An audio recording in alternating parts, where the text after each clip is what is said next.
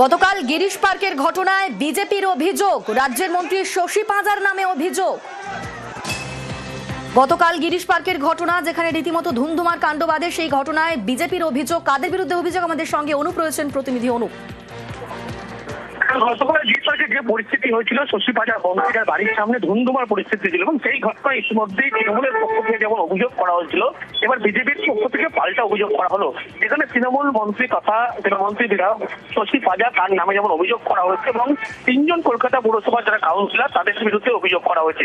25 নম্বর ওয়ার্ডের কাউন্সিলর রাজেশ সিনহা, 17 নম্বর ওয়ার্ডের কাউন্সিলর মোহন গুপ্ত এবং 39 নম্বর ওয়ার্ডের কাউন্সিলর মোহাম্মদ জসিমউদ্দিন, এই তিনজনের বিরুদ্ধে যেমন অভিযোগ করা হয়েছে, তার সাথে মন্ত্রী শশী পাঁজা, তার বিরুদ্ধে বিজেপির পক্ষ থেকে অভিযোগ করা হয়েছে।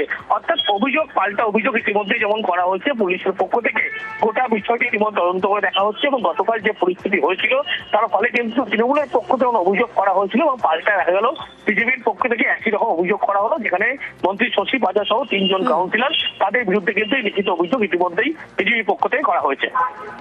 ধন্যবাদ অনুপ।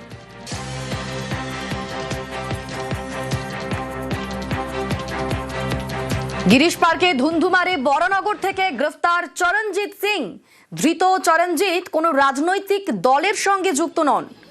গতকালের ঘটনার সময় কর্মস্থলে ছিলেন, সন্ধে বাড়ি ফিরে বন্ধুর বাড়িতে যান বলে দাবি করছে পরিবার। গিরিশ পার্কে ধুন্ধুমারের ঘটনা, তাতে গ্রেফতার করা হয়েছে, বড়নগর থেকে গ্রেফতার করা হয়েছে চরণজিৎ সিংকে। যদিও সেই চরণজিৎ কোনো রাজনৈতিক দলের সঙ্গে যুক্ত নন বলেই বলছে পরিবার। কোনো কারণ নেই, কাজ থেকে এসে নিজের বাড়ি গেছে, বাড়ির থেকে তারপরে বেরিয়ে বন্ধুর বাড়িতে গিয়ে আড্ডা মারছিল। পুলিশ এসে মারপিট করে খুব বাজেভাবে মেরে ওদের নিয়ে গেছে। কিচ্ছু বলেনি, ডাইরেক্ট ঘরে ঢুকলো, মারধর করলো, থানায় নিয়ে চলে গেল। আর দাদা আমার সকালে 9টা থেকে সন্ধ্যে 6টা অবধি কোথায় ছিল সেই ফুটেজটা আমি আপনাকে দেবো। অফিসে ছিল, কোনো দল করে না। তিনজনের নামটা জানি, আমার দাদার নাম জানি, একটা সানি দেব আছে, কিষাণু বোস, দাদার বন্ধু, প্রতিবেশী বন্ধু আপনার দাদা। হ্যাঁ, ওটাও হতে পারে, তাদের সাথে হ্যাঁ ছিল হয়তো সন্ধ্যেবেলা, যেরকম পাড়ায় আড্ডা মারে সবাই মিলে সেরকম। গতকালের ধুন্ধুমারের জের, গিরিশ পার্কে আজ নাগাড়ে রুটমার্চ কেন্দ্রীয় বাহিনীর। আধা সেনা মোতায়েন নিয়ে গতকালই কমিশনের তোপ। কেন আধা সেনা মোতায়েন হয়নি প্রশ্ন তোলে কমিশন। আর আজ গিরিশ পার্কে নাগাড়ে রুটমার্চ কেন্দ্রীয় বাহিনীর। আধা সেনা মোতায়েন নিয়ে গতকালই কমিশনের ক্ষোভ, আর আজ নাগাড়ে রুটমার্চ কেন্দ্রীয় বাহিনীর।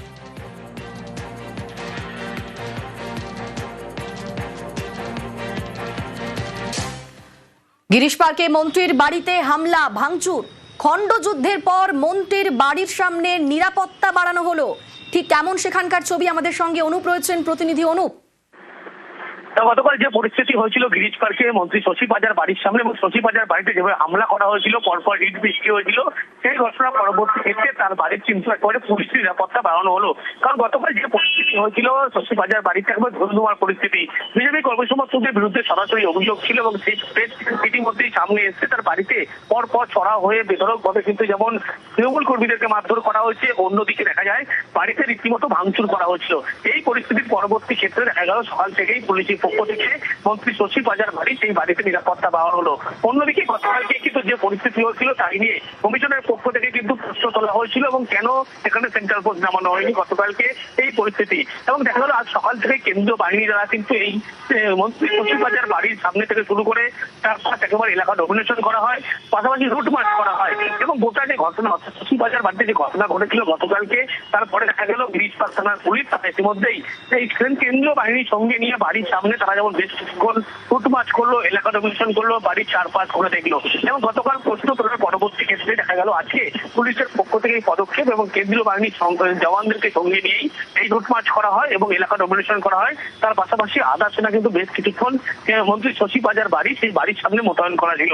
তার পরবর্তী ক্ষেত্রে গোটা এলাকা রুট মার্চ করানো হয় এবং এলাকায় ইতিমধ্যেই ডমিনেশন করা হয়েছে পুলিশের পক্ষ থেকে। ধন্যবাদ।